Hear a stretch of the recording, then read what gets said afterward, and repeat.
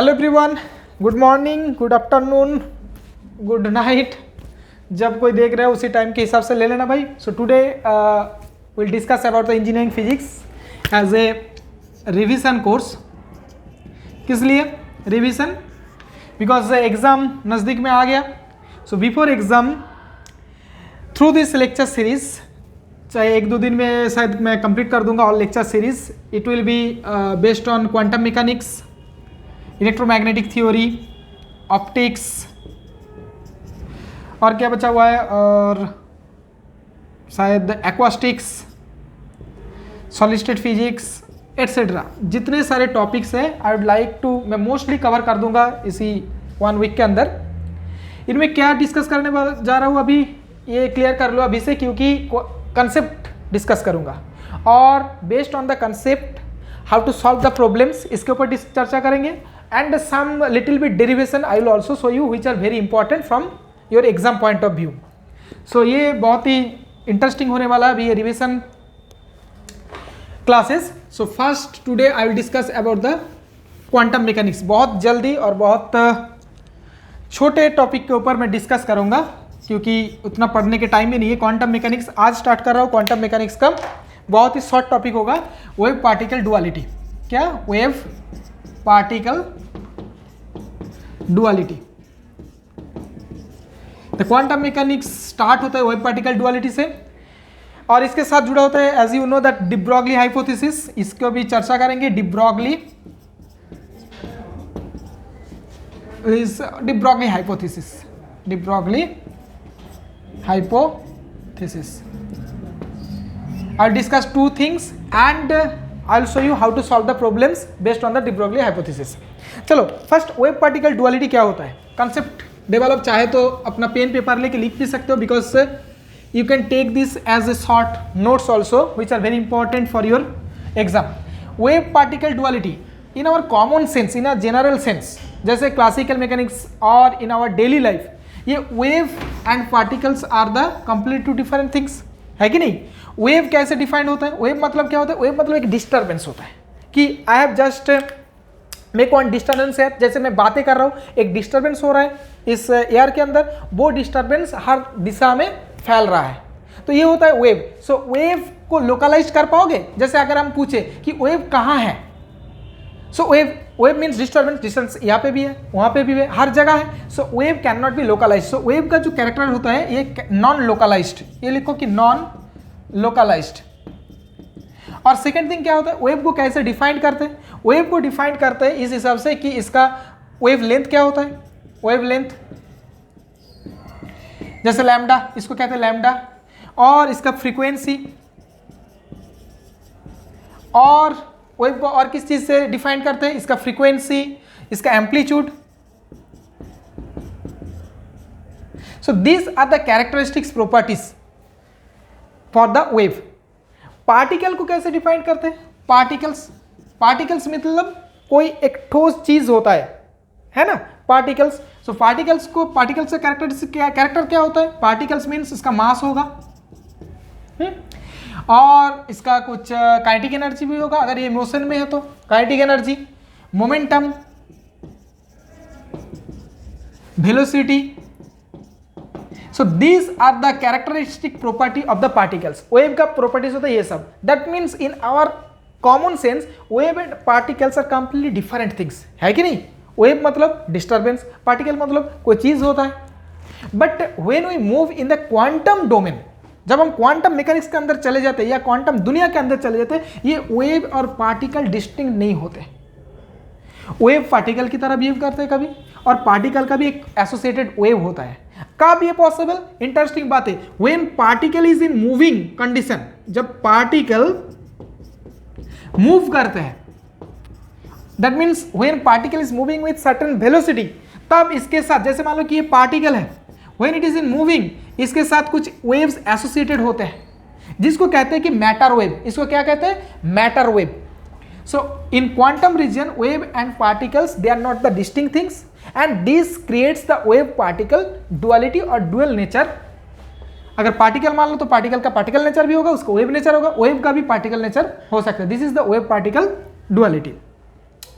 अब de Broglie ने क्या किया, डी ब्रोगली ने इन दोनों को जोड़ के एक फॉर्मूला दिया कि अगर if we consider the wave के साथ जुड़ा हुआ एक पार्टिकल रहते हैं according to the quantum mechanics, उस पार्टिकल मतलब उसको रिप्रेजेंट करते हैं उसका एक कैरेक्टर मोमेंटम देके।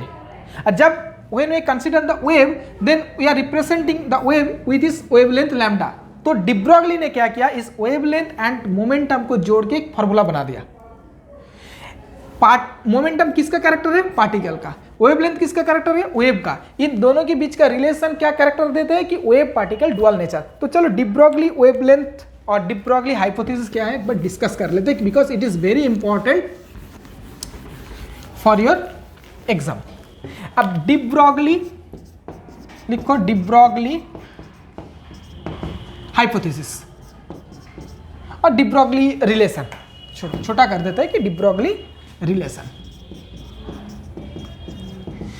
डी ब्रोगली ने बताया भाई if you are considering wave जिसका कैरेक्टर होता है wavelength, it is equal to h by p. अब p का मतलब क्या होता है, momentum. p is the momentum, और मोमेंटम किसका कैरेक्टर होता है, पार्टिकल का। पार्टिकल का मोमेंटम मिलता है। वेव, ये लैम्डा क्या होता है, वेवलेंथ। अब वेवलेंथ किसका कैरेक्टर होता है, वेव का। सो डी ब्रोगली ने through this relation, h is nothing but it is as you know that this is the Planck constant, ये कांस्टेंट होता है। डी ब्रोगली ने वेव नेचर और पार्टिकल नेचर को एक बीच में एक रिलेशन बना दिया। अगर if you know the particle nature then you can convert the wave nature, if you know the wave nature you can convert the particle nature. ये था, this is the importance of the de Broglie relation और de Broglie hypothesis. Now there are several different forms of the de Broglie hypothesis. क्या क्या form है, because these are very important when you are solving certain problem. तो चलो different forms of the de Broglie hypothesis क्या है। अब other forms we can write, other forms of de Broglie relation, sorry de Broglie ऐसे लिखते हैं भाई, de को छोटा कर दो, ब्रोगली रिलेशन। अदर फॉर्म, एक फॉर्म तो बन गया हमारा as you know that is lambda is equal to h by P, p is the momentum. अब देखो दूसरा फॉर्म, p क्या है, p is equal to m v. अगर पार्टिकल है, पार्टिकल का मास m है, वेलोसिटी v है, तो m v. And remember that this relation is only applicable when particle is in moving, मतलब उसका अगर वेलोसिटी नहीं रहेगा तो मोमेंटम नहीं रहेगा। So this is only applicable when they are moving. अब p is equal to m v हो तो दूसरा फॉर्म बन गया यही से, lambda is equal to h by m v, this is another form. अब थर्ड फॉर्म में आओ, देखो काइनेटिक एनर्जी क्या होता है, E के। काइनेटिक एनर्जी कोई भी particle if it is moving with velocity v, mass m, तो इसका काइनेटिक एनर्जी होगा हाफ mv स्क्वायर। तो एक काम करो, 2 को इस साइड 2e के, एक बार चेक कर लेते कि ये आ रहा है कि नहीं आ रहा है। हाँ आ रहा है भाई, ठीक ठाक। 2e k is equal to mv square, और एक काम करो दोनों साइड m से मल्टीप्लाई कर दो। So 2me k is equal to m square v square. M v क्या है, एम भी इज मोमेंटम, तो इसको फ्रॉम दिस रिलेशन, इसको अगर लेफ्ट हैंड साइड में पहले लेके तो it is p square is equal to 2 m e k. Then what is the p, is equal to 2 m e k. इसका मतलब कि कोई भी प्रॉब्लम में मानो काइनेटिक एनर्जी दिया हुआ है and it is asked that find out the wavelength of the particle. कोई पार्टिकल मूव कर रहा है v वेलोसिटी देके, उसका kinetic energy E k is given, तो उसको वेवलेंथ क्या होगा, then you have to write lambda as you know the lambda is equal to h by p, so h by root over 2 m e k, right. This is the third form of the de Broglie relation. अब और एक form लिखेंगे, फटाफट इसको note down कर लो। चलो fourth form में आ रहे हैं। फोर्थ फॉर्म होता है कि मान लो कि एक दो मेटल प्लेट है, ये मेटल ये भी मेटल, ठीक है, थोड़ा ऊपर चला गया भाई, ठीक है। चलो इसको देखो कि एक बैटरी से कनेक्टेड है जिसका वोल्टेज है V, ठीक है। दैट मीन्स मान लो कि इसके अंदर एक चार्ज पार्टिकल मूव कर रहे हैं, कोई चार्ज पार्टिकल, चाहे हो सकते हैं इलेक्ट्रॉन हो सकते हैं, ये प्रोटॉन हो सकते हैं, कोई भी चार्ज पार्टिकल। ये क्या है, charge particle, So in this potential, if a charge particle is moving, then ये चार्ज पार्टिकल के साथ जो काइनेटिक एनर्जी जुड़ा होता है E k, we can write, अगर चार्ज पार्टिकल का मान लो कि चार्ज है q, so it is q v. So then what is the wavelength associated with this particle. ये पूछ सकते हैं कि इसके साथ जो वेवलेंथ होगा, इसका जो वेव कंपैरिजन होगा, इसका वेवलेंथ क्या होगा. So lambda is equal to, as we know, देखो अभी मिला है कि lambda is root over twice m e k, तो ये हो गया कि h by root over twice m. E k क्या है kinetic energy, it is q v. Remember that one. Okay, now if your charge particle is electron, अगर charge particle क्या है इलेक्ट्रॉन, तब जाके ये फॉर्मूला रिड्यूस हो जाता है. ये भी याद कर सकते हो या चाहे तो डायरेक्ट फॉर्मूला यूज कर सकते हो. So if your particle is electron, then this lambda will be directly, so lambda will be h by root over twice, sorry not this one, lambda is equal to 12.24, I think I have to check that one, 12.26 root over of v. This is only for electron. अगर electron कोई भी v potential के अंदर, मतलब voltage मान सकते हो, v potential के अंदर मूव कर रहे हैं, सो देन इसका करस्पॉन्डिंग जो सॉरी वेवलेंथ होगा, this is 12.26 divided root over v in angstrom, right. अगर मान लो कि first, so you will get from this one, if you place q is equal to 1.6 in 10 to the power minus 19 coulomb, and if you solve that one you will directly reach this equation. अगर मान लो कि 5 marks की question है तो you have to start from this equation. अगर मान लो कि 2 मार्क्स की क्वेश्चन है, you can directly use this one. Okay, और चेक भी कर सकते हो, ये करने के बाद चेक कर सकते हो कि सिमिलर हो रहा है कि नहीं हो रहा है. Now the fifth relation, there is another relation, de Broglie relation. एक ही रिलेशन की डिफरेंट फॉर्म, जो फिफ्थ रिलेशन होता है, चलो sorry fourth relation. Fourth relation क्या होता है कि for neutron like particle, for neutron like particles,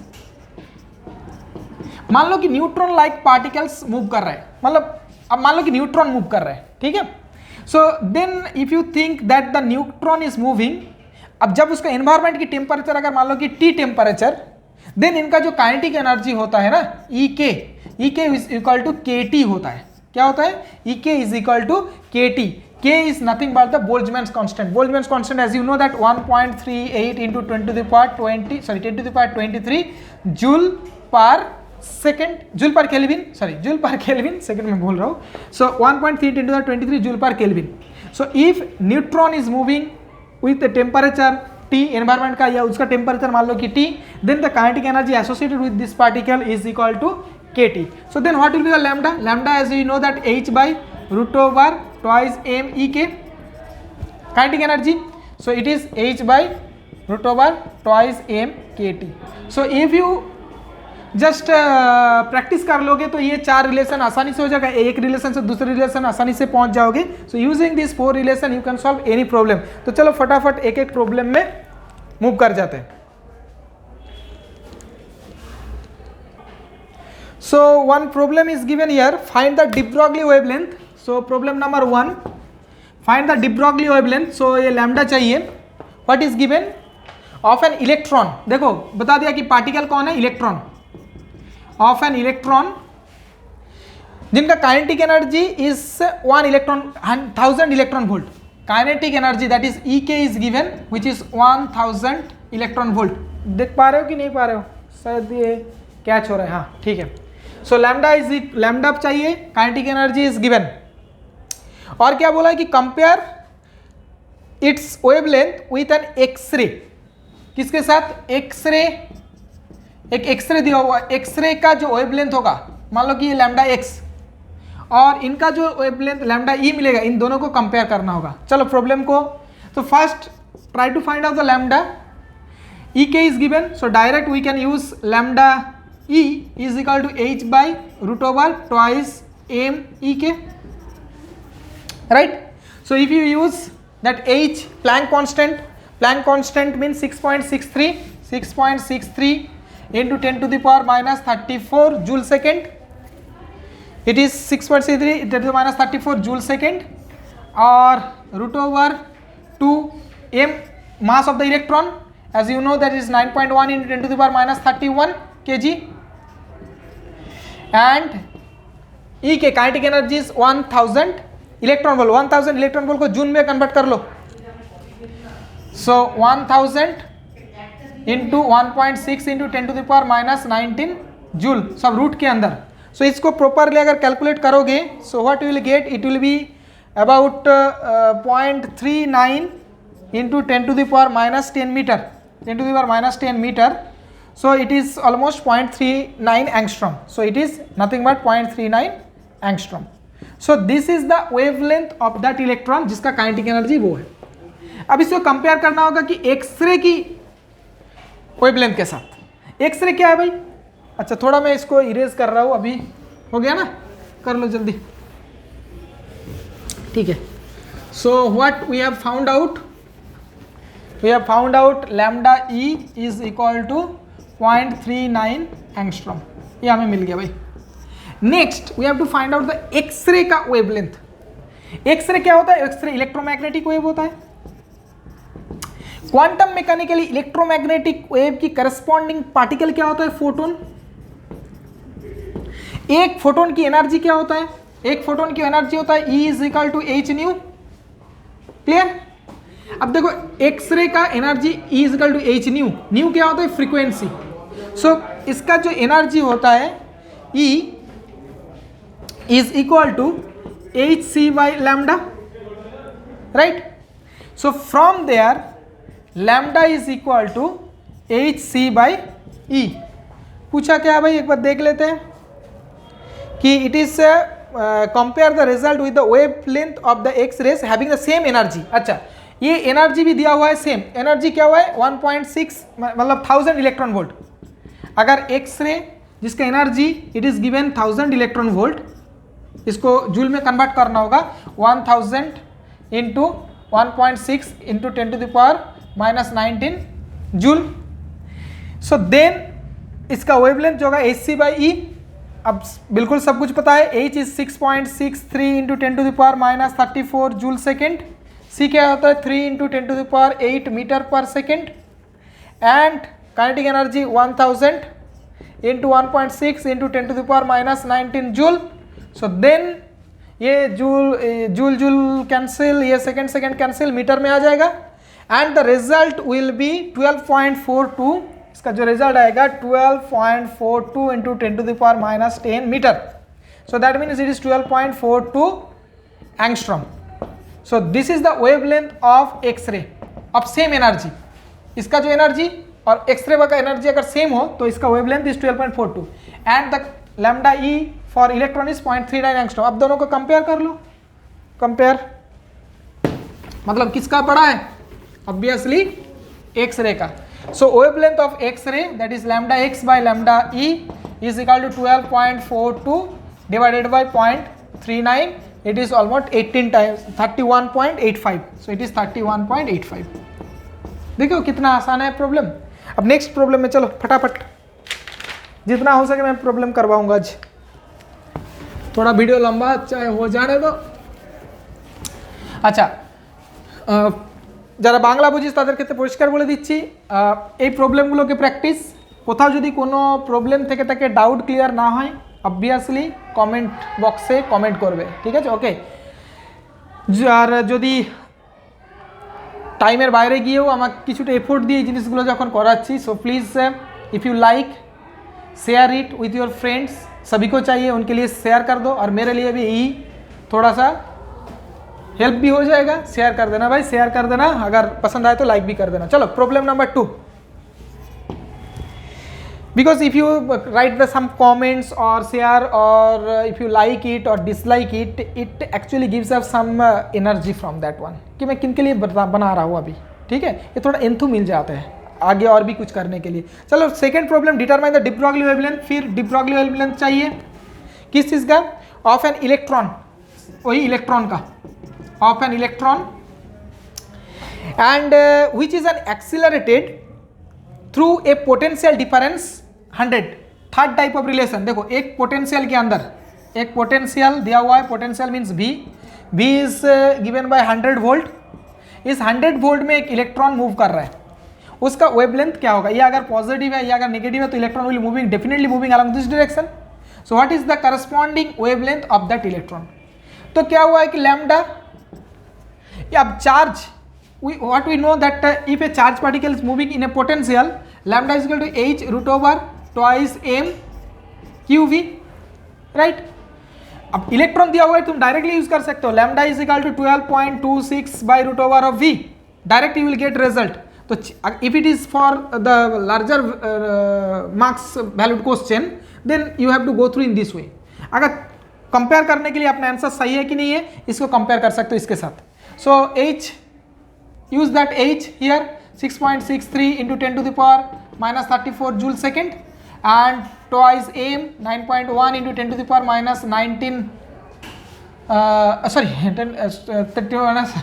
31 kg, and q is equal to 1.6। अब ये माइनस मत बिठाना कि इलेक्ट्रॉन की चार्ज माइनस होता है इसलिए माइनस बिठा देंगे तो नहीं होगा, ठीक है। 1.6 into 10 to the power minus 19 coulomb, potential is V is 100 volt। So if you solve that problem, you will get it is near about 1.23 angstrom, right। इतना सिंपल है। प्रॉब्लम नंबर 3, 4-5 प्रॉब्लम करवा देंगे तो शायद your concept will also clear and how to solve the problem you will find that one. अब problem number 3 क्या बोल रहे हैं, what is the de Broglie wavelength of an electron, electron का ही accelerated from rest by potential of 200 volt. अब दिया हुआ कि इलेक्ट्रॉन का निकालो, अब वोल्टेज दिया हुआ है कि 200 वोल्ट, इसके अंदर electron is moving, so you have to find out lambda E. Same rule, lambda is equal to h by root over twice m qv। Same simple, ये करना अपने आप से। एक दो तो तुम खुद करो। चलो number 4, evaluate the ratio of the de Broglie wavelength of an electron to a proton. मतलब de Broglie wavelength of electron and de Broglie wavelength of proton, इन दोनों का कंपेयर करना होगा। सो फॉर फर्स्ट कंडीशन क्या है, both have the same kinetic energy, दोनों का ही काइनेटिक एनर्जी सेम है। So that means the kinetic energy of electron e, I am writing this one, and kinetic energy of the proton EP are same. तो चलो पहले कर लेते कि in terms of kinetic energy lambda e क्या होगा, lambda is equal to h by root over twice m e के, kinetic energy e के means E, and lambda p is equal to h by root over twice m e p। So lambda E by lambda कर पाओगे ना, ये बहुत ही आसान है। Lambda p is equal to h by root over twice m e by this one, so it will be over, so it will be twice m EP by twice m EE, twice m twice cancel, so root over EP by EE, ठीक है। Sorry मैंने क्या कर दिया भाई, देखो गलती कर दिया इधर। गलती हो जाती है, देखो मास तो दोनों का अलग होगा ना, प्रोटॉन का मास, ये प्रोटॉन, ये इलेक्ट्रॉन का मास, सो m e, ये प्रोटॉन का मास अलग है। सो but so what will get, so twice m P EP divided by twice m E EE। अब EP is equal to E cancelled, 2 cancelled, so it is nothing but MP by ME, mass of proton divided by mass of electron.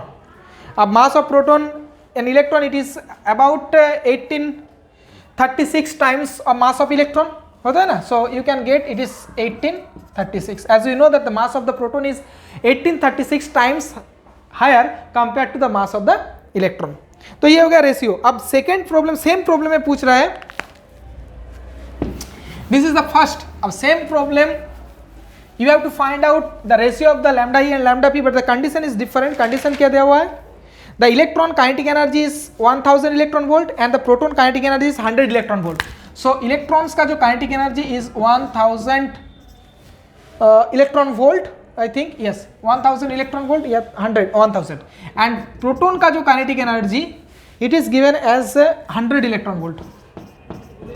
अब lambda E lambda P क्या होगा, same चीज। Right now you have to use everything, जैसे lambda E by lambda P. What we have got? We have got twice m EP, twice MP EP by twice ME EE, right? MP 2 cancel, MP by ME is 18, so 36, so 1836. EP is 100 and EE is 1000. अगर इसको करोगे तो it will be 13.55. Clear? चलो. Now question number 5. And if I miss any problem, what you think that it is difficult to solve, then quickly और जितना जल्दी हो सके तुम कमेंट करके बताना, ठीक है? I will solve for you. The question number 5. Calculate the de Broglie wavelength of an electron which is traveling at a velocity of 10 to the power 7 centimeter per second. अब देखो, calculate the de Broglie wavelength of an electron. एक electron की de Broglie wavelength चाहिए. What is given? Velocity is given. Velocity of electron, it is 10 to the power 7 meter per second, sorry, centimeter per second. It is given. So what we know that lambda E is equal to h by p, है कि नहीं? अब देखो h by me ve, me we all know that me is equal to 9.1 into 10 to the power minus 31 kg. v is given 10 to the power 7 centimeter पर second, मतलब इसको metre पे convert कर दो 10 to the power 5 metre per second. अब इनमें बिठाओ, what you will get it if you calculate properly. H is equal to 6.16 10 to the power minus 34 joule second. So you will get it is lambda is near about 72.7 degree, sorry 72.7 angstrom. शायद ये गड़बड़ भी हो सकता है कुछ results में, अपने आप में से करके देख लो. सो इतना ही था de Broglie wavelength के बारे में, वेव पार्टिकल डुअलिटी के बारे में. कभी कभार ये भी पूछते हैं कि proof that lambda is equal to h by p. Proof is very easy. देखो प्रूफ भी करवा देते हैं. ये 2 मार्क्स की या 3 मार्क्स की क्वेश्चन आते हैं. Proof lambda is equal to h by p. एक काम करते हैं, for that we are taking a particle. एक पार्टिकल ले लेते हैं, क्वांटम पार्टिकल. जो पार्टिकल क्या है? Particle of light, that is photon, right. अब फोटोन का एनर्जी क्या होता है? E is equal to h nu, right. अब पार्टिकल की एनर्जी के साथ उसका मास का जो आइंस्टाइन रिलेशन क्या होता है? आइंस्टाइन रिलेशन होता है E is equal to mc square. ठीक है.